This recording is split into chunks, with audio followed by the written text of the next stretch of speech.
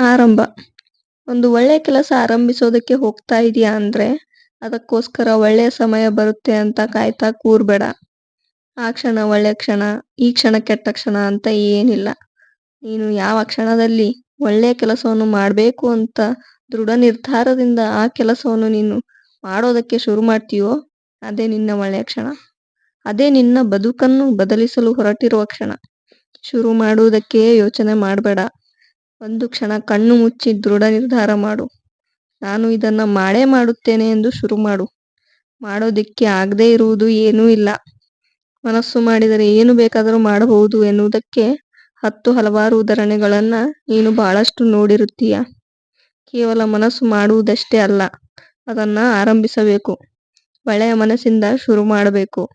ಇದು ನನ್ನ ಕೆಲಸ, ನಾನು ಇಷ್ಟಪಟ್ಟ ಕೆಲಸ, ನಾನು ಇದನ್ನ ಈ ಕ್ಷಣವೇ ಆರಂಭ ಮಾಡುತ್ತೇನೆ, ನನ್ನ ಪ್ರಯತ್ನವನ್ನ ನಾನು ಎಂದಿಗೂ ಬಿಡುವುದಿಲ್ಲ, ಗೆಲುವು ಒಂದಲ್ಲ ಒಂದು ದಿನ ನನಗೆ ಸಿಕ್ಕೇ ಸಿಗುತ್ತದೆ ಅಂದುಕೊಂಡು ಆರಂಭಿಸು.